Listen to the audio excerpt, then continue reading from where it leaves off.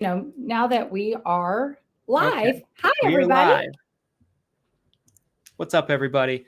So I have one of my favorite people in all of the industry here with us today, Miss Gaylan Hendricks, the queen of the Hi, bundle. y'all.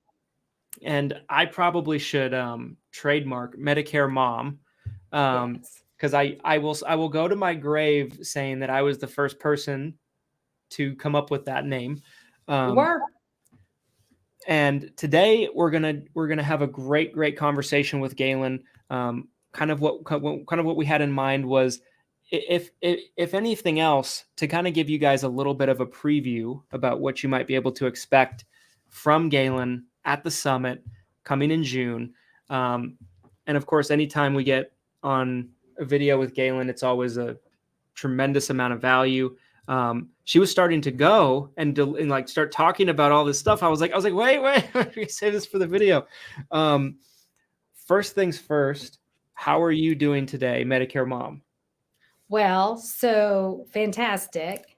I think the greatest thing about what we get to do is, at the end of the day, when you go to bed at night, you feel really good about who you've helped. Yeah. I've gotten to where I help agents now more than I help their clients, but I hope I still help their clients through them. But, after having gone through what I did with my mother and my father, I've started telling everybody a new phrase. I know I sound like a know-it-all, but I'm really not. I just lived it all. And I lived it way sooner than what I felt was fair. A lot of the times, losing my dad when he was 52 years old in the prime of his life. And when I was just really getting to that point in my life where we could just be really good friends and hopefully work together someday, God called him home. And then when I finally created the relationship I had with my mother, that I had with my father, then God called her home. But I know that it's all for reasons. And I've been able to take all of those life experiences and build those into presentations and pitches and products that are helping other seniors. And I told a group last week, every time a cancer policy is written, I feel like my dad is just patting me on the back and he's right there next to me. And I know that sounds very cliche to some people who have not lost a parent yet, but I was watching an episode of Golden Girls. Don't judge me. Yes, I used to watch Sex and the City too. I still watch both. I'm just going to admit it to everybody out there. But, one of the things that I was telling some girlfriends of mine, I'm still very blessed. I get to be friends with girls that one of my very best girlfriends since we were 18 months old. We met through our parents. But I have 5 girlfriends that we all were in first and second grade together. And we're still friends to this day. There were times when we were raising our kids and going to baseball games that we didn't see each other every day, but always right there in our head. But I was the one that lost my parents first. And as we've gotten older, they're all like, we hate you're the first one that went down that road, but we certainly understand it now. And I think that that's why ancillary is even more important to me now than it's ever been, especially when you see all the Joe Namath commercials and the JJ Walkers we were talking about earlier, Christian. Yeah. I always tell everybody, Joe doesn't know and JJ's not the way. And I'm still trying to come up with a title for George. But, at the end of the day, we should be shopping these people. We should be shopping them the way we're shopped. We should be holding them to a caliber that we want to be held to ourselves. And as you and I were talking and you said, wait, I'm getting this on camera. I started talking about the way I think about myself as an agent and the way agents should think of themselves with their clients. And one of the things I've started asking people is, how many of you in the room think you're more important to your client than their doctor? And it still surprises me to this day that no one raises their hand. Because doctors don't work for free, and neither do we. We work really hard and we deserve to be paid well. But the other thing I'll ask people is, how many of y'all still get paid from your moms and dads? Nobody raises their hands. Thank goodness. One hand in Ohio one time because they were a caretaker. I literally stopped the meeting. I go, okay, that's never happened. I got to ask, what do you do to get paid? And she tells us, and I said, oh, praise God, you're doing that. That's amazing. Yeah. And then the other thing I ask is, how many of you get paid by your grandmother or your grandfather? Nobody raises their hand. And I bring this back full circle, and I always say, well, if you think about your mom, your dad, your grandma, your grandpa, you would be livid if you felt somebody took advantage of them or ripped them off or stole something from their house. And I think we have to own that responsibility. I think every time we sit down with a senior citizen, we have to remember that anybody can get the zero premium product. Yep. Anybody can sell that. We've got a lot more competition, so selling zero is harder, but it's still zero. Okay. But it sits in a little glass jar that's really, really fragile. And why I use that example is because I'm an analogy salesperson. I try to tell people I'm selling a situation that they can totally relate to, where they can understand why I need this product, or why is Gaylan telling me about this? And that's why thank you letters have always been important to me when I've had internal salespeople. DocuSigns are important because it makes people say no 3 times, that they don't want that cancer plan. So if a client were to blame you wrongly and say, hey, I didn't know it was zero out of pocket. Well, in your little handy dandy file cabinet, or with you new people that know technology better than ever on your desktop, you could have a form that says, hey, I sent this to them saying they didn't want the cancer plan because I told them what cancer would cost them if they had to pay that 20% out of pocket.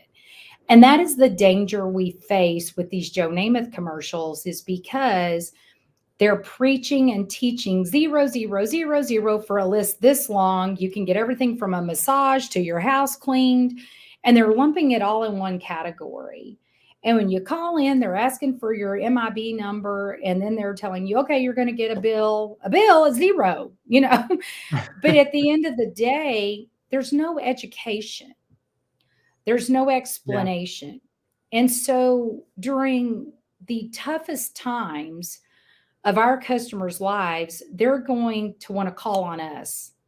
They're going to want to say, what do I do? And before I go into the part that you really wanted me to talk about, which is what I'm asked about all the time on Queen of the Bundle portals, Medicare Monsters, your portal, everywhere you go, everybody's like, Gaylan, what did you do? How'd you get there? What made you come up with this bundling thing? What makes your brain tick? And anybody that's worked with me any length of time of all, I go, do you really want to ask that question? Because that could go on all day, because I've walked in asking Gaylan, what are we going to do this year? And she's got 800 ideas. And I go, why don't I start with the top 2? That's what Taylor tells me all the time. But, you got to be a visionary. You got to see on down the road, and you've got to plan your strategy of your business by that. So that takes me back to what I was saying about your clients and the education. I've always seen myself more important to my client than their doctor. And when I was selling annuities, I always saw myself more important than their children, because when they died, I was going to have to tell their children what mom and dad said you could have, And so I've always tried to put myself in a place of importance. And Christian, you and I were talking about self-esteem, and people to this day still don't believe it. But my very first boss told me, she called me in one day, and I thought she was firing me. But she basically said, I need you to go get some counseling so you can believe how good you really are. You're okay on the inside. You're not great, but you need a little more confidence on the outside like you've got on the inside. And she's also the lady that taught me to never say can't, because I'm capable of a lot of things. There's very few things that I'm incapable of. I think our own selves get in our way. It's like when an agent goes, these leads suck. Like I asked a group Friday, how many of you have had an agent come in and say, these leads suck? Everybody raises their hand. How many of y'all said leads suck? Everybody raises their hand. I go, makes you pretty mad, right? And they really thought I was on their side. So they're like, yeah, it's crap. It's crazy. And I go, and these people provide you leads? And they're like, yeah. And I go, man, I wish I had that gig. I go, here's the thing. a lead is a sucky lead to you because they're not expressing any interest. So your next thing when you're writing on the lead, because I've done this millions of times in my career, turn in your leads, tell me why they didn't buy, not interested, not interested, not interested, not interested. That is not a real good PR campaign for your business because you're basically telling me that you're not interesting. So when I started in this business, we called phone books. We didn't know if they were 65 or if they were 18. We didn't know anything about them other than their name was John Brown, and half the time that was wrong. And their phone number we knew was right. We hoped it was right because they answered. Sometimes they answered to the name we called, but we didn't know anything about that person. And we still made tons of sales. We made tons of leads. My first job on the phone was creating a bowling alley's base of bowlers from 300. They wanted me to get to 300 bowlers, and we ended up getting to 1,000 bowlers. Whew. So much that they were trying to figure out, how are we going to get people to work all these leagues? That means we're going to have league play every day of the week. Well, I thought that was a great problem to have. And the boss 100%. Was like, but what are we going to do when people come in and they just want to bowl for fun? And I go, well, are they really paying your bills around here? And I was 17. You know, I think sometimes you have to remember age is a number. College education, it's a school name, it's a degree. It doesn't equal success in your business plan. Sometimes you can be too smart for your own dadgum good, as my dad used to say. And I think what we have to do is wrap our head around our client. Now, we do know that seniors buy these because that's how they talk to people. A lot of people have disconnected their landline. Literally the other day, somebody didn't know what I was talking about when I said landline. It's really getting scary to me now. It's like I'm talking another language. But they're disconnecting their landlines because they can do everything on this. They can talk to their grandchildren face to face. They can take pictures. They can do whatever they want on their cell phone. And I remember when Dan McNerney called me when the iPhone came out. This is an honest to God story. Truth, he'll tell you this. Oh my gosh, Gaylan, this newest, greatest phone's come out and it's $3.99. And I go, I've never seen a phone for $3.99.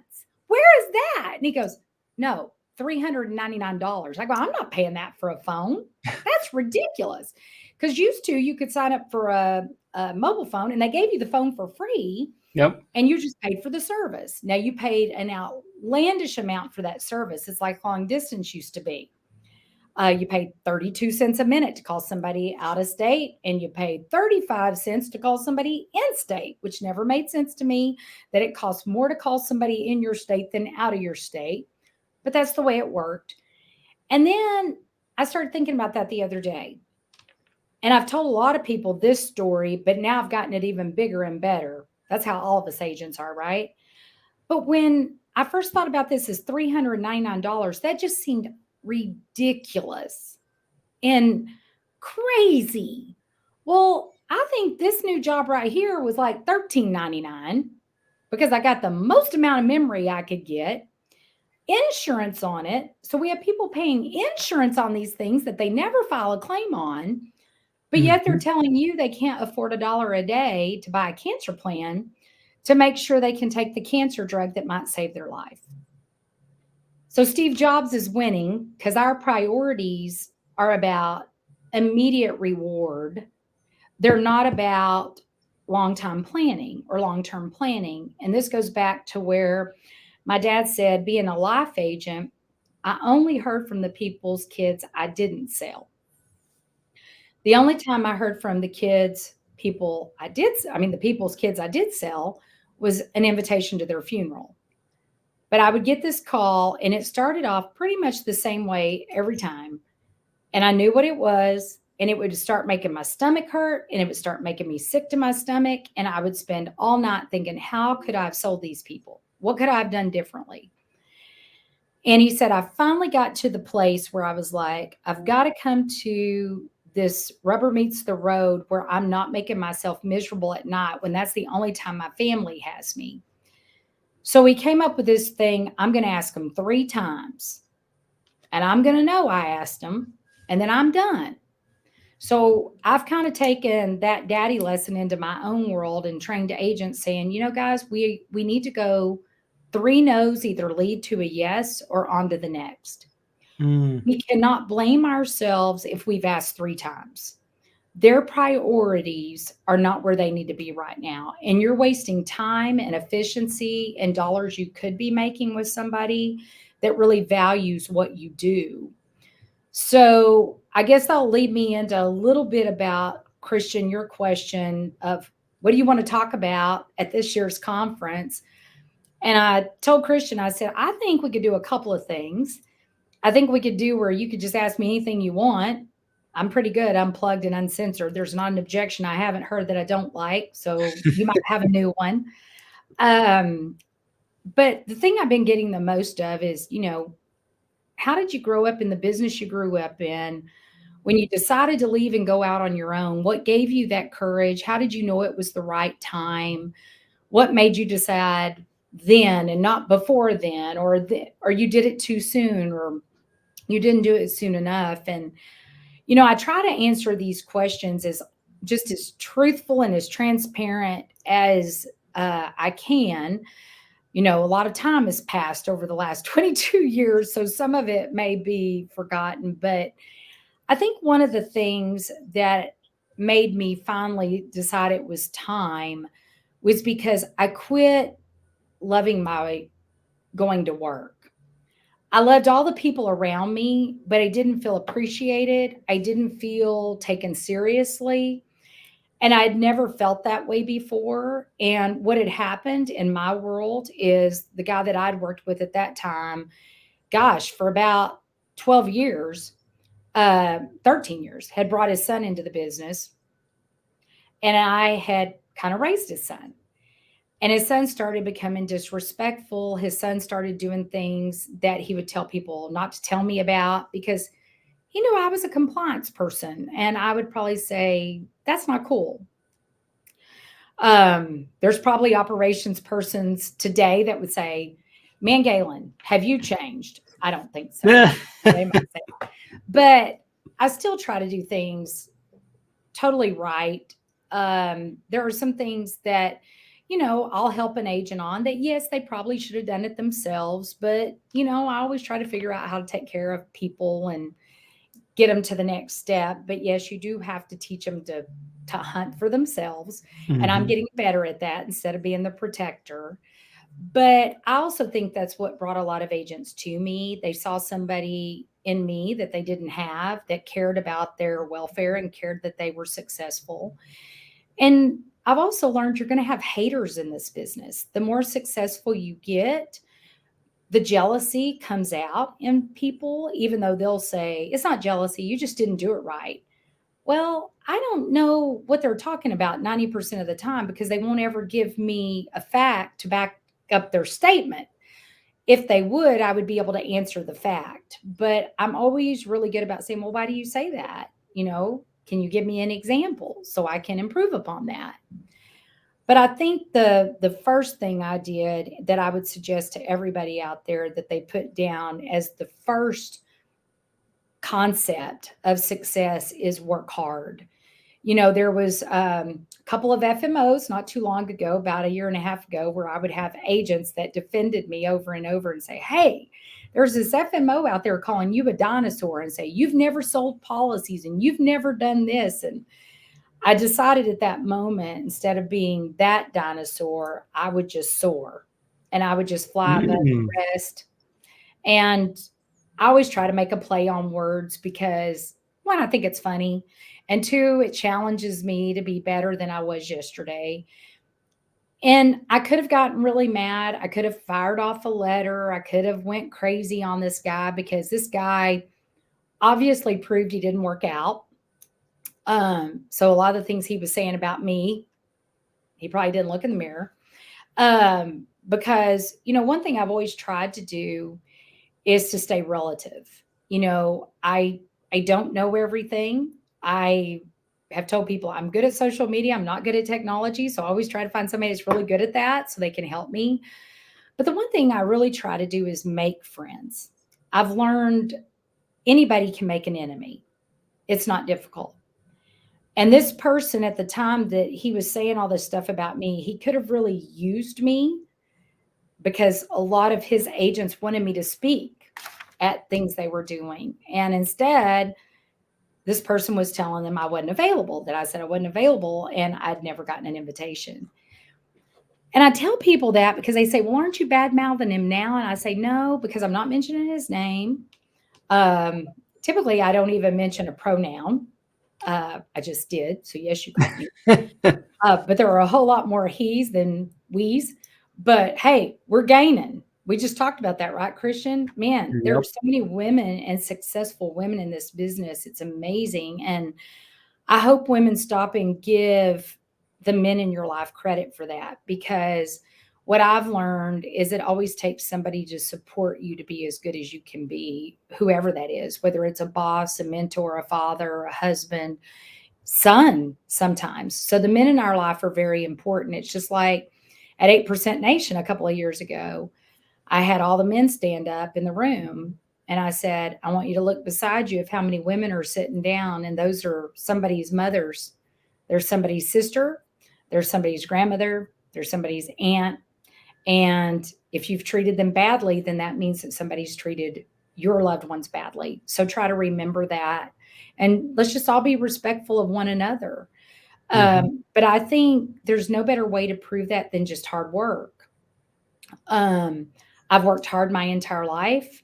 I would challenge you today to find somebody that doesn't outwork me. I mean, I love to work. It's the thing that next to my family fulfills me. And, you know, when you become an empty nester and you've been a mother your entire 18 years of your child's life, you have to reinvent yourself.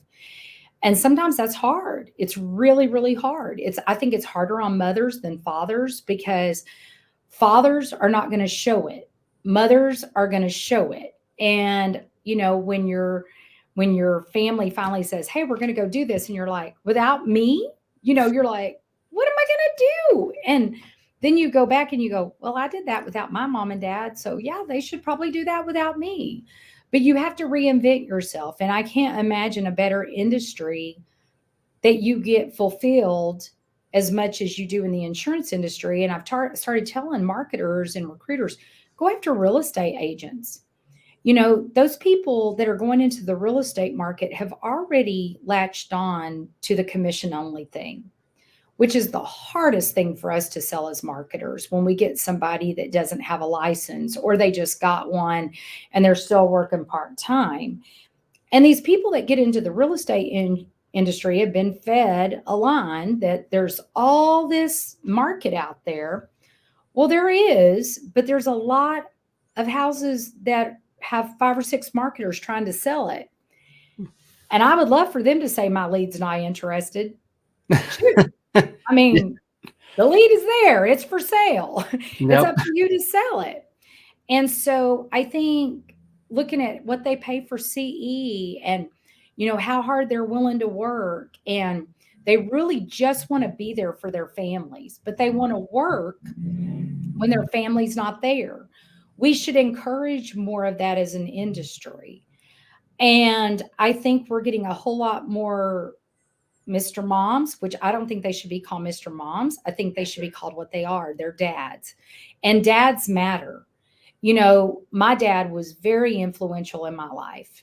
I don't think I would be I don't even think I would be successful without my father's instillment in me that I could be anything I wanted to be. And I joke about it, but it's true. I mean, I always wanted to be Miss America because that's the time I grew up in. Who wouldn't want to be that beautiful runway, gorgeous, that everybody's like, oh my God, she's beautiful. And, you know, but I was really wanting to be Phyllis George at that time in my life, because she was the most beautiful Miss America that I'd ever seen. And then she ended up becoming the very first female sports commentator. And she had to set goals for herself that the guys at the table didn't have to set. That was her choice. I mean, no one made her go be a sports commentator. So she wasn't being alienated. She wasn't being treated badly. She made that choice to be there, and she played the game. And that's what I do. some of my biggest supporters is right here on a call with me, along with a bunch of other young men and men that have passed on. I would not be here today without the support of the men that I've had in this industry. I've had far more support from men than women. Can I say That's a something big there? one. Yes, you can. So one thing I wanted to just kind of piggyback on that is like, I think, when you talk about myself, you talk about other people in the industry, I would say maybe 25 to 35-year-old guys, right, that are building businesses and things like that. Out of all the people, like usually when a guy thinks about having a mentor, they think about another guy, an older guy, right? The reason why we call you Medicare Mom is because you have been an incredible mentor to all of us, and it just speaks to the fact that, like, whether you're a guy, whether you're a girl, whether you're, whether you're a mom, whether you're a dad, you can find inspiration, mentorship, friendship in anybody, Yeah. For sure. And I think so many of us find it in our spouses. It's just that we're so comfortable with spouses. We can argue with them. We can get mad at them. They can get mad at us. We can say things and then we're forgiven, right? Yeah. But we don't have that in the everyday world of work and Facebook. It's like you got to draw a line in the sand. And I've come up with this new analogy because I love selling that way. People relate to it. And I think as agents, we need to quit putting ourselves in boxes. We do that to ourselves. We silo ourselves off. When you think about segregation, just the word, over our history, my history of living in this world, segregation means a lot of different things to a lot of people. But the pure definition of segregation is putting things in different columns, in different places. And, you're in this club and you're in that club. Well, the truth of the matter is, it's like Phyllis George. You can join any club you want to join, but you've got to feel like you can be in that room. Well, the only way you can be in that room is by walking into that room. A lot of people are not going to invite you because, one, some people might think that you're out of their class. They're not going to come into this room with me. But the person that didn't get invited thinks that you think you're better than them. Okay, how does anybody win there? Nobody wins. Yeah. You're still not in the same room together. So what I've learned to do is to just start asking people, hey, do you mind if I come in and observe this? I'm really interested in what you're doing. I've never been told no. Not one time that I've asked to participate in something have I been told no. And I told that to a women's group last year on one of the speeches that I did. And I looked out over the audience and there were these surprised faces. And I immediately rebounded because that's what you do when you're a salesperson. You see the objection, you got to overcome it. I'm like, I don't know if by y'all's faces y'all think I'm lying, or by y'all's faces you're surprised that no one's ever turned me down, or you just can't believe it. I don't know what that is. And a lady raised her hand and she goes, I've just been too scared to ask. And I think it takes bravery like that to set yourself apart. And I recognized that woman because I was like, do y'all know how much bravery that just took? That right there is bravery. Me walking up to somebody and saying, hey, do you mind if I walk on in and attend this with you? I would have never done that in high school. I would have never walked up to the cool kids. And then I've had people come up to me and say I was the cool kid. I had a guy just at a high school reunion admit he had a crush on me that I thought for years hated my guts because he made fun of me all throughout school. So I would have never thought he would have had a crush on me. But it's just because people are afraid, and that's why you think your leads aren't interesting, because you're afraid of asking the hard questions. When you ask hard questions, you create engagement. If you think about going to war, you're going into an engagement. No, it's not the engagement where we're going to get married and have, fairy tales and lollipops, but it's an engagement. Mm-hmm. That's why they call it rules of engagement. And I read a lot about military generals and people that are just different than me because I want to know what makes them tick. A lot of it was because I was married to a Vietnam vet and I wanted to understand more about his world because when he was in Vietnam, I was in first or second grade. I didn't understand Vietnam, but of course I had an opinion about it because I had heard what TV had said. Sure enough, I'm repeating what I think. I know nothing, as he never told me until like 5 or 6 years later. That could have ended our first date, but he liked me so much he didn't want to blow me off on that. And of course, I think all these plaques are his dad's. I have no idea how old he really is. So I'm assuming so many things. And if I'd have kept running my mouth or doing things that weren't cohesive there, I wouldn't have the 37-year marriage that I'm getting ready to have April 19th. It's always easier to walk away from something than to walk into something. Mm. And I think that is what we've got to remember. That's what we do. We are walking into one of the hardest times of a customer's life. And it's when they're trying to make the right decision on insurance, especially if they've just recently been widowed or widowed. And I think that we don't think about that enough. There's not enough compassion to our passion. And if we start making our true purpose to be compassionate and to be the advocate for the geriatric person, and if y'all don't believe me, walk into your local hospital and ask how many geriatric beds they have. I've been known to tell somebody, like I walked into one in Vicksburg. I was there this weekend and I told this whole group of agents, I do that. So I walked in. How many geriatric beds do you have? The girl at the front goes, what's that? Because people don't use that term anymore. But our seniors need geriatric care. They need people that understand geriatrics. And there are a few doctors who specialize in geriatrics anymore. They all have a family doctor, they all have a gyno, or they all have a heart doctor, or they all have this. And that's because we quit paying as a society the family doctor what he used to be paid, and then things started becoming specialized. And that's what's increased all these costs in the underage 65 market, the senior market. So if you go back to that example I was showing you a while ago, where if you've got this really cylinder here and you've got the zero premium product in there and it's in this really fragile piece of glass, and even if you touch it, it just shatters.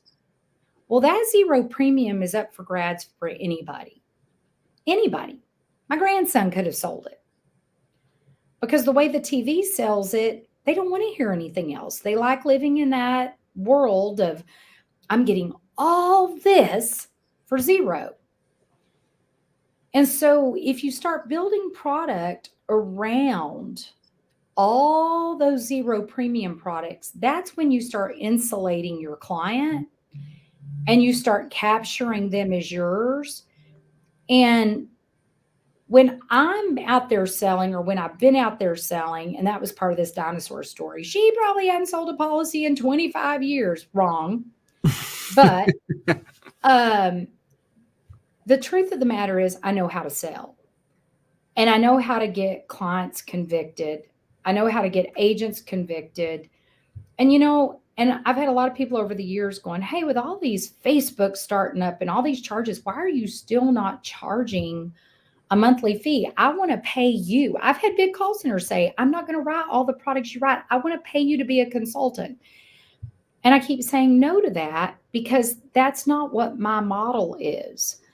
That's not what I do. There are other people that do that model, and that's their business. Own what you do. Does it mean I would never be a consultant ever for somewhere down the road? I don't know, maybe. But right now, that's not my business model. My business model is mine. Your business model is yours. We all have different ones, but we can still learn from each other, and we can still learn quality character traits of other people that make us good at what we do.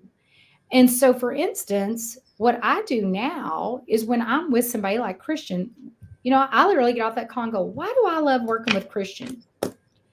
Because I don't want to just teach and preach it. I want to actually do it. So when I get done, I make myself a little list. Why do I work with this person? When somebody comes up and asks me, hey, why do you love Christian Brindle so much? Well, I think he's a nice guy. He's a good kid. He's smart. He's built a heck of a business. I mean, I could list a list. If you get off the phone with somebody and you can't write a list of what that person's done to help you, then are you really doing business with that person?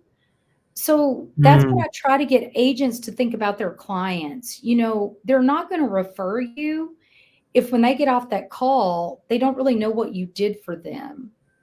And another thing I've started teaching agents is, think about the two kids your clients have. They have a kid that's looking at their bank account, figuring out how they're spending their inheritance. Then you have a kid like me who's taking care of their mom and supplementing their income and really trying not to make them feel like a burden, but really trying to feel like where they're spending money. So you can kind of know what you're going to be out next month. So that's where the thank you letter came up in my idea with internal agents, because we don't write all of our products with one carrier. And sometimes you shouldn't. Agents do it because it's just easy to check the box, check the box, check the box, check the box. What I love to tell clients is I've already done the research. I know which product you should have your cancer with. I know which product you should have your dental, vision, and hearing with, your life insurance. And, I created systems to get around the CMS guidelines because I don't want CMS on my tail. So I include them in a presentation. I make sure everybody knows that I'm doing the CMS rule. So when I start out with a client on the phone, it's like, look, I want to help you. There's two ways you can go turning 65. The information I'm looking at right now says you turn 65 in November. Is that when you turn 65? Because sometimes kids fill these out for their parents and they don't know their birth date. So what is your birth date? Is what I have correct? Is it November of this year? And if they say, no, I turned 65 in September. Okay, great. Thank you for telling me that. Now, what I want to do is make sure you know what both your options are. When you turn 65, you become your own HR director. You no longer are listening to corporate America unless you're still working in corporate America and they provide you with some benefits. Christian, you give out great information on TRICARE. I've learned a ton from you on TRICARE. And I would suggest all agents listen to Christian on TRICARE because I went and fact checked him and he was right. Not that I didn't trust him, but if I'm going to be saying something somebody said on Facebook or on a YouTube I watched, I'm going to go fact check it because now it's coming from me. It's not coming from Gaylan. And if you go, well, I listened to Gaylan Hendricks' video and this is what she says, that government employee's going to go, I don't give a crap who Gaylan is. I don't give a crap who Christian is. You're the person that said it. I want to know where you got your information. So it's okay to check. It's okay to check your sources. And one of the things that I would do is in the beginning of the presentation, and I teach agents to do this every day, I say that you have two choices, but I will still have people go, but I don't get paid any money to sell Mets Up.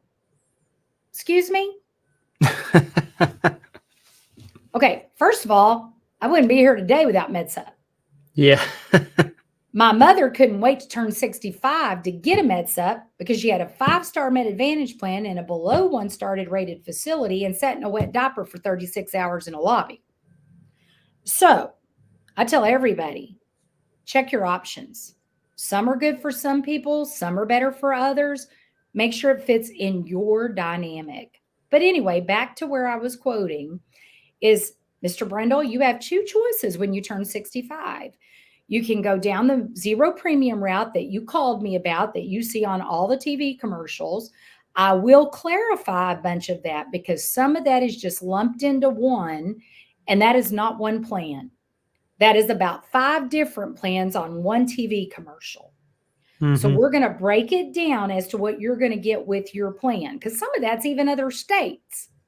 Because if you notice on the commercial, it lists all the states they can do business in. Utah may be different than Texas. So I'm going to make sure you know what the Utah plan is. But CMS says, and this is a very big thing for them. Who's CMS? Well, I'll come around to that, but let's just say they're the ones that are going to control your zero premium plan. They use insurance companies to administer, but this is a plan that they really liked, and they want to make sure that we know what we're doing. You can go out to Medicare.gov, Medicaid.gov, you can go to CMS, you can read all about them. But I'm going to tell you the one rule they have for me. If you and I start down this zero premium route, I'm going to have you sign a scope of appointment. And CMS says the minute that scope of appointment is signed, I am no longer allowed to talk to you about any life insurance or any financial investments. Now, most of the time that client will say, well, I don't have any money to worry about investments, but I do kind of worry if I die. Okay. Well, once that scope of appointment signed, you're going to have to call me back, because I'm not even bringing this up in our presentation today. Also, what it says in the CMS guidelines is that I can talk to you about all the health insurance products we offer. So we're going to make sure you know the good and the bad of this plan. Do you know who Dolly Parton is? That's a question you can ask with do, because all your seniors do. Well, she has a saying that I love, and I always told my mother this, is that, free's not free, and it costs a lot of money to look this cheap. Basically meaning it may look like it doesn't cost you dollars and it's zero premium. And I know to you that says zero, but I'm going to make sure by the time we're done, I'm going to read a CMS disclosure statement and a plan disclosure, and you're going to know exactly what you're going to be out of pocket if you are one of those 87% over 50 that is caught in that cancer situation, because that's the biggest hole that we got to fill. We've got some ambulance copays we'll have to look at. We've got some daily hospital copays we'll have to look at. We got all that kind of stuff we're going to look at. And I'm going to tell you how the prescription drug program works, but I'm going to do it by the CMS guidelines. The other thing I'm going to talk to you about is a Medicare supplement opportunity, which means that you can take a plan. You're going to pick a plan based on your age. And with you turning 65, you have a couple of choices. I'll tell you what those are. Plan G doesn't mean guaranteed issue, but that is where you're going to go if you have health problems. Or we're going to talk about Plan N, where your rate will be more stable if you're healthy.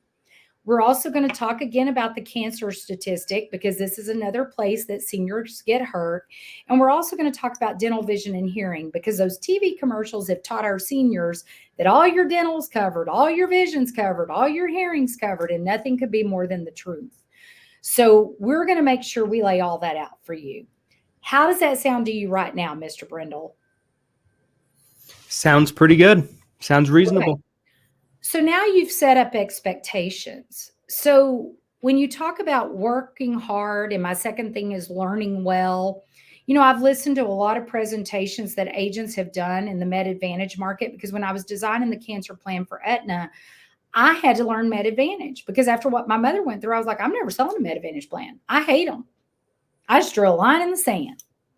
And then I had an agent one time look at me and he goes, so what if your mom didn't have Gaylan as a daughter? Would you want her without any insurance? And that meant something to me at that point. And then he explained to me when Med Advantage is a great fit. And I learned from that agent, and I learned to start bringing that in my presentation. And I learned that the end-stage renal disease question going away set up a very comfortable place for a lot of senior citizens. And so I had to learn how to bring that in my presentation. So the third thing for me is when I'm learning from somebody, I absorb it. I take a lot of notes. Even when Christian is talking, y'all can see I'm writing stuff down, because it triggers something in me that can make what I do better. So I learn a lot of what people do. I've learned a lot from people of what not to do. as well. And I think that's a very valuable lesson. But I think if I were to put something on my tombstone that said that was the overall thing that made me successful, is I'm a goal setter, but more importantly, I'm a goal achiever. I set goals, and I set goals that are out of my comfort zone, but I set goals that I want to achieve. Not that I can or cannot achieve, but goals I want to achieve. And I remember when I walked out on my job, I called my husband. I was crying, because I was so mad. And he said, "What's wrong?" And I said, "Well, I quit my job." And he goes, "Well, you think we should have talked about that?" And I go, "Well, you're always telling me to quit, so I quit." And he goes, "Well, what are you going to do?" And I go, "Well, I already have financing set up. I already have an agency name. I already have an office. We just got to go do it all tomorrow." And my husband's on the other end of the phone. Hindsight being 2020, I probably should have done this a little differently. But what I learned at that moment is that you're only as strong in business as you believe in yourself. And if you don't believe in that you can do something, you won't do something. That's why I don't like the word can't. It's not that you can't be in business for yourself. You don't want to be. You don't want to do the work. You don't want to go through the hard times. You don't want to listen to all the crap that goes on. You don't want to listen to the haters. Well, don't. I'm sensitive about this subject matter because I'm always going to basically make somebody mad, but it's a true statement and it needs to be said. Men don't keep women from being successful in this business. Women, 9 out of 10 times, the ones I work with are their own worst enemies. They have been with somebody in their life that has beat them down and has made them think that they're not good. And so they tend to blame people or situations on why they were unsuccessful. I refused early on when I went out on my own to blame anybody else for my business not succeeding. So when others would blame others, it would make me mad. And they'd be like, "But they did that." I'm like, okay, I'm not saying they didn't. I'm just saying that's not the reason for us not to keep doing what we know we need to do. We need to keep our head down. We need to keep working. And one of the things my past boss used to say about me that would really hurt my feelings and offend me is he would say, "You just keep your head down all the time and you just work all the time and you're not, you get caught up in all the stuff that's going around you." And I thought about that for a long time. And I was like, damn straight, I keep my head down. Damn straight, I'm going to keep working. Damn straight, I get caught up in everything that goes on around me because I'm taking the money that my husband and I had in our bank account. We never took any money out of our son's college account, but we had this money over here that was our retirement because we didn't have a retirement plan. It was just our savings we were putting back. And I'll never forget it. It was $287,000. And my husband asked me, he says, "How much are we going to need?" And I said, "All of it." Now, mind you, we didn't use all of it. But I wanted him to know that I believed enough in what I was doing that I wanted to take all that money and invest it in what we were getting ready to do. And then I turned around to him and I said, "I promise you that we will be debt-free within 12 to 18 months and we'll have $1 million in the bank within 3 years." We were debt-free in 16 months and we had $1 million in the bank before we were at that 3 years mark. And Wow. we've never been in debt since. Even when we were in that lawsuit, we were never in debt. We put the money back every month that we felt we owed that person.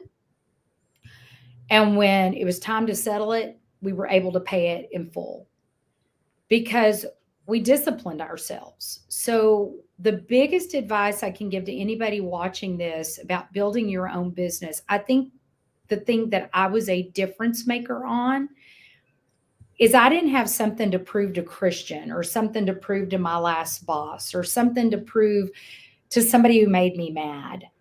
I had something to prove to myself first, my family second, and to make my dad proud of where I came from and where I was going to. And I didn't focus on the negative people on the way up. That's what the enemy wants you to do. God doesn't want you focusing on that. I've told Christian this a lot in the time we've known each other. God promises us joy and prosperity. There's joy in the journey. There's going to be pain in the journey. There's going to be hurt. But at the end of the day, it's going to be pure joy. Hurt's not in the word journey. Joy is. Pain is not in the word journey. Joy is. And I focus on those things. And then on prosperity, I focus on the word prosper. How do you truly prosper? You know, some people are wealthy and they don't have a dime in the bank. I've read this book, you guys, that I'm going to bring to 8%, not 8% Nation. That's a Freudian slip. 7-figure Medicare. I was going to call it 8-figure, and I totally went 8% Nation on us. So that's what happens when you combine conferences. But there is a passage in this book, Christian. You're going to love it when you hear it, because you know this is an insurance guy talking to this pastor. And this is why I read so much, you guys. But it was so funny because this know-it-all salesperson, it reminds me of Gary Glenn Ross. He knows more about everything and not much about anything, right? And he said, Yeah. my gosh, why are you a pastor when you could make $100,000 a year? And he goes, how do you know I'm not making $100,000 a year? Well, you're a pastor. Well, I work for a boss that doesn't limit my income. What if I need more than $100,000 next year? He's going to give me the ability to make $600,000. He's going to give me the ability to make $1 million. Mindset. You know, I would have never thought of saying that to somebody back in the day. I would have just said, whatever, I got my own deal. But I thought that was so purposeful because it was so on the money. It's like, how much confidence and faith does one person need? And I guarantee you, one day I'm going to find out who that pastor was, even if I have to stalk Amy Grant. And I want to walk up and say, you're who I admire. Not the dude that walked in with the slick hair and, hey, you need to do what I'm doing because this is how you get somewhere. But the guy that had so much faith in what God wanted for his life that he stood on faith and principle alone. And I think that's what you do. I think that's what I do. I think 99% of our industry is good people. Yeah. And they all speak the same. You know, somebody did something for them. Nobody woke up. It's the biggest told joke in the industry, right? I didn't wake up wanting to be an insurance agent. I don't know anybody that ever said that. But my grandkids do. My grandson especially told me he wanted to work with his dad because he said, look at all the places I've been. Look where I've gotten to go. I have shown this kid the extraordinary part of the insurance industry, along with his parents, who are very successful in their own right, along with his grandfather, and he's surrounded by successful insurance people. So we're changing that. Your kid's going to say, I want to be in the insurance world. And I think that that is such a great goal for all of us to have. And, you know, when you think about, and I go back to the dinosaur comment, when you think about the dinosaur, they just roar, right? They roar and they scare people and they intimidate people and they make people shatter and run to their caves. But I think it's the people who truly do soar that get our attention and make us stop and go, I can do that. Like the Zig Ziglars of the world and, you know, the really good people that I've been fortunate enough to know in my career that just have taught me enjoyment and happiness and all the good things this business offers. I mean, we really work in a business where all we got to do is wake up and we can make more money. One of my good friends, I'll close with this. She almost got 40 years in with Wells Fargo. And they started making cuts, and she was part of that cut. She was kind of ready to retire, but you could tell she still wanted to hit her 40-year anniversary. And I made a post on her Facebook how proud I was of her and all the things that she's accomplished. And she came back and she said, I'm proud of me too. My only regret is I didn't go into the insurance business when I thought you were crazy.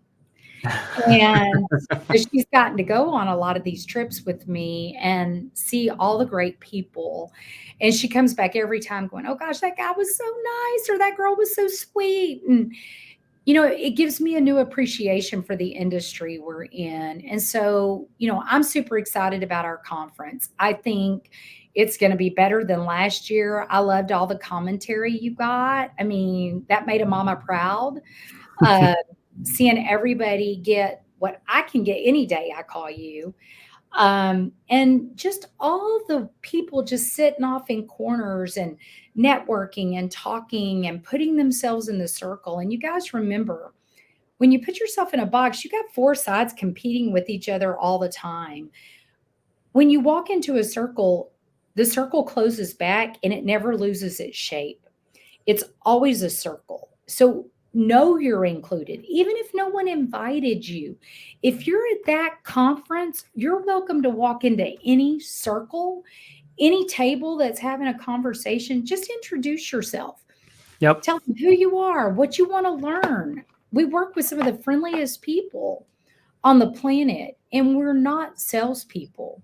We are senior citizen advocates. And those of you that aren't in that underage 65 spouse in the house space, get there. It's harder to get into the med sup world right now than it is into that underage 65 world. And with this Medicaid change, there's going to be a whole lot more customers that need you in that circle. And the income is phenomenal. And while I don't talk a lot about comp, I will tell you, pull your comp schedules out. See what you make on these products. Call your FMO. The new Aetna raise was massive. It's basically like you're working at McDonald's and you're selling every burger for $1 and you get 80 cents for every burger you sell and you get a $25 bonus. So when people say, why Aetna? I would say, why not Aetna? I mean, my gosh, where can you go work and get 80% of first year profit? There's no company in America hiring you to give you 80% of the profit. They're not, or the product and their profit. They're giving you that $25 bonus. So they're giving you some of the product and they're giving you a lot of their profit. So take them up on it. It's because people who buy Med Advantage need a cancer plan. There is no doubt about it. And I'm just going to encourage all of you to get to the conference, bring your friends, have a great time. It's in the summer. Park City, Salt Lake is a beautiful place to be that time of year if you're growing up in the South or Texas. And even Arizona people, y'all can go over there and still get some fresh air.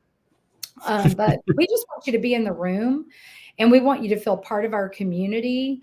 And don't ever feel like you can't ask me anything. I don't think there's anything I've not answered to this point in my career. Just don't ask me what size my underwear, I guess, is. But other than that, everything is open. Well, this was awesome, for one. Thank you for being so generous, as always, with your time and your knowledge. Guys, if you need to, this will be saved in the group. So you can go back and rewatch it if you need to.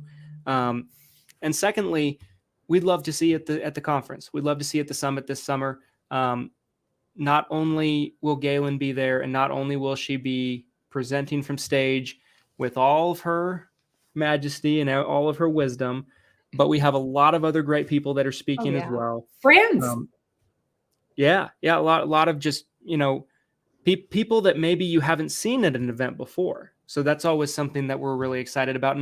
And me and my team are working really hard to make it a great experience for you guys. So not only will you learn a lot, you have a ton of fun. So, Gaylan, Medicare mom, thank you for your time. Thank you for this. This was awesome. Always. I love being with you, and I'm super excited about having drinks with everybody. And I will add one last thing. Guys, when you come to these events, none of us are celebrities. We're agents like you are. Mm-hmm. And we want to be agents. We're all on on the front line, and we're all taking care of these seniors. So don't ever hesitate to come up and speak with us and find out how we can share, because that's what's going to make our industry better. It's what's going to make you better. And it's going to get our insurance commissioners knowing that we really do care about our clients and we want to take care of them. And that's the only way we're going to differentiate ourselves from the Joe Namath commercials and the JJ commercials, is when we're better educators and better doers and better advocates for our clients. Yep. 100%. I remember when I was just an agent and I called you up to do an interview with you one day, and you were 100% gracious, willing to do it. So yeah, guys, I mean, you know, if there's ever anybody that you want to, like Sandra Gephardt, who is commenting on this, she says it better than anybody. She says, make a list of people you want to meet and have a conversation with at events. And I think that's why we're BFFs. Yes. I love Sandra. Sandra is awesome. Guys, thanks for tuning in. Thanks for giving us your time today. And we hope you guys have a great, great week full of prosperity. And we hope to see you in June. See you guys later. Bye, everyone.